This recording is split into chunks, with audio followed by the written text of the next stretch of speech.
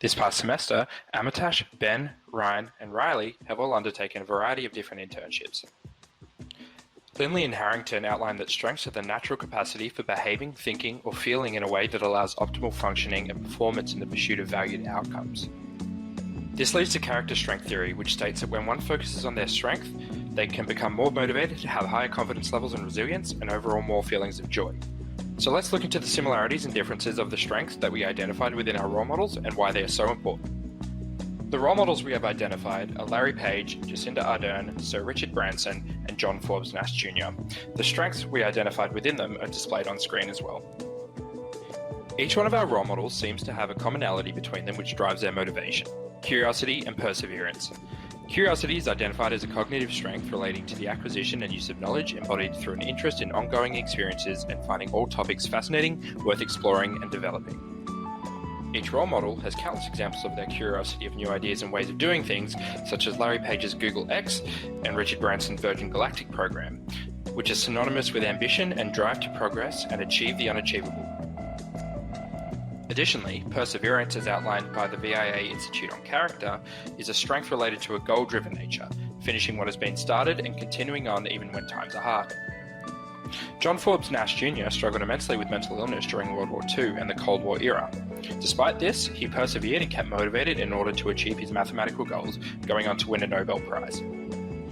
Additionally, Jacinda Ardern has had arguably one of the most challenging leadership roles in recent times, having to respond to a mass shooting, volcanic eruption, and global pandemic whilst raising her infant daughter.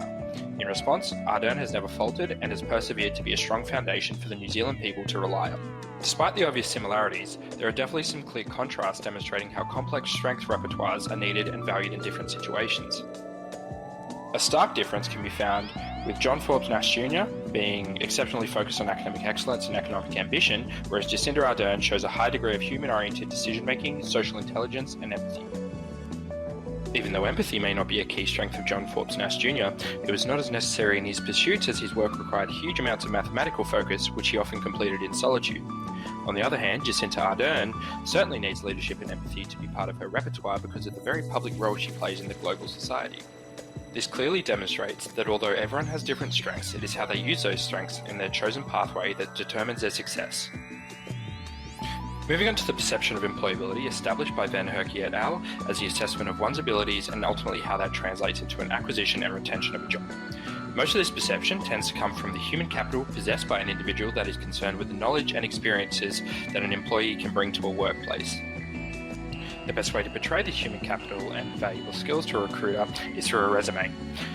It is similar to a sales brochure marketing the job seeker as the product.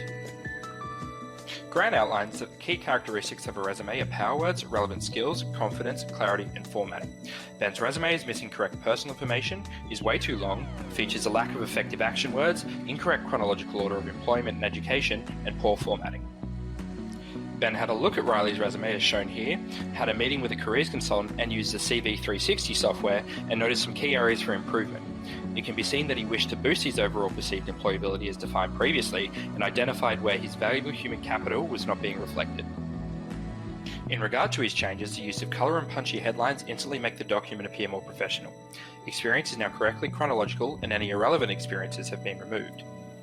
In addition, the resume has now been cut from 4 to 2 pages, which is vital for an accurate and interesting snapshot into his achievements. Furthermore, the use of powerful action words with a description of previous employment have been used to highlight the experiences and make them more attractive to a reviewer. Half reports that in a recent survey, almost 60% of managers stated they would prefer to receive a cover letter, as they believe it to be a good introduction. Laura Nelson, a communication specialist at Aesthetic Cogency, states that she only receives cover letters about 40% of the time, and only a quarter of those are tailored to the job.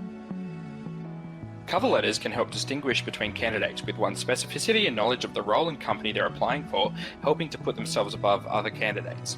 Cover letters provide a unique opportunity to tailor your message to potential employees in that company, providing insight into your work ethic and attention to detail in doing so. We compared an older cover letter of Ryan's to the new one he made for this assessment, and the differences were immediate. The layout and presentation of information and his details are far more professional and appealing. His old cover letter had little structure and the paragraphs didn't flow with one another. Information that he used was irrelevant to the job and was repetitive. Comparing Ryan's and Army's cover letters, both have distinct paragraphs incorporating different factors regarding experiences and knowledge. JAR states they should contain an introductory, explanatory, and closing paragraph. They introduce themselves, and the position they're applying for then relate to the job requirements. Finally, it is concluded formally with contact information.